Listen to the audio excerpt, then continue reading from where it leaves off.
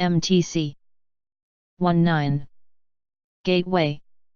Jack stopped the cycle of perfectionism that his son Mark was developing. Mark could not stand to lose at games by the time he was 8 years old. Mark 8. Jack was contributing to Mark's attitude by always letting him win at chess because he didn't like to see Mark get upset and cry. Mark.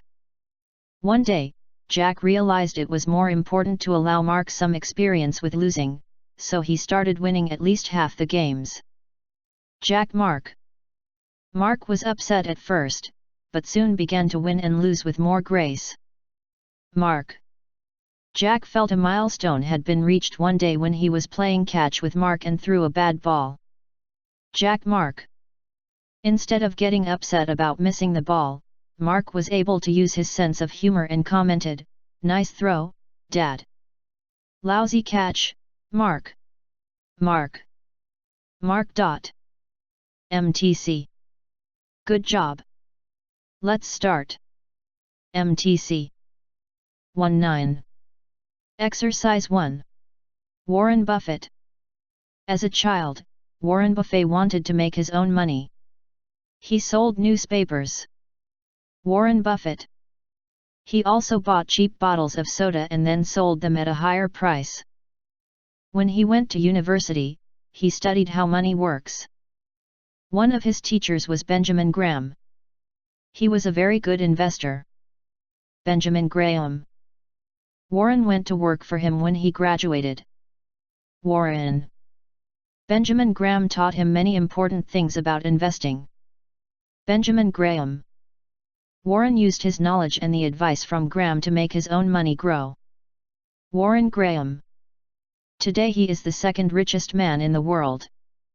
He does not waste his money. He does not have big cars and houses. Instead, he invests his money and spends it only on important things. He also gives his money to people who need it. Through his own charity he gives away about $12 million a year. 1,200. When he dies, almost all of his money will go to the Buffett Foundation to help others. Buffett. MTC. Good job. Let's start. MTC 19. Exercise 2.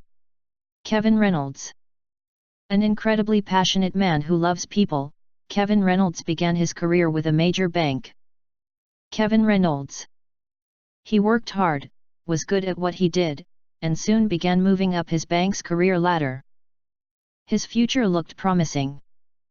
But Kevin wanted more than to be a banking executive, he wanted to be a banker who built and benefited community.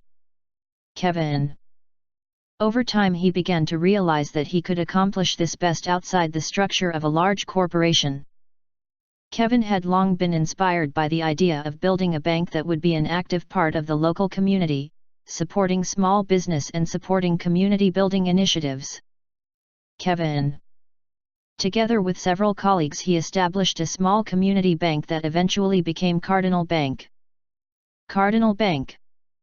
Since then Kevin and his team have created an organization with 27 branches that are a central part of the communities in which they operate. Kevin 27. MTC. Good job. Let's start. MTC 19. Exercise 3. Igor Sikorsky. Born in Kyiv, Ukraine at a time when eastern Ukraine was part of Russia, and western Ukraine was part of Austria, Igor Sikorsky began studies at the Kyiv Polytechnic Institute in 1907. Kyiv Igor Sikorsky 1907 Kyiv Polytechnic Institute. He built his first, unsuccessful, helicopter in 1909. 1909. During and prior to World War I, Sikorsky designed and flew planes in Russia. 1 Sikorsky. He helped develop the world's first multi-engine aircraft. After coming to the United States in 1919, he continued working on fixed-wing aircraft. 1919. Other people had developed helicopters prior to Sikorsky, however, none of their designs led to commercial development.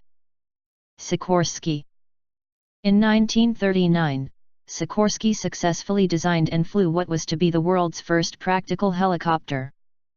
1939 Sikorsky. The successful Sikorsky Aircraft Corporation in the United States stands as a legacy to his achievements. Sikorsky Aircraft Corporation. He was honored with a United States postage stamp in 1988 and a Ukrainian postage stamp in 1998. 1988, 1998. MTC. Good job. Let's start. MTC. 19.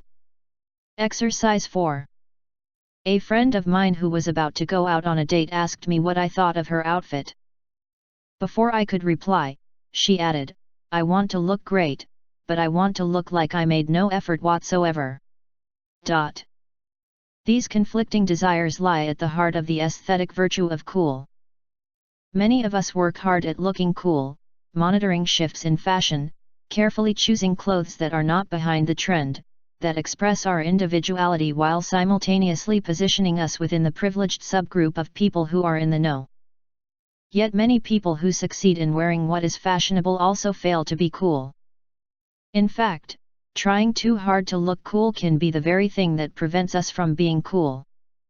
Genuinely cool people, it seems, are effortlessly cool. MTC. Good job.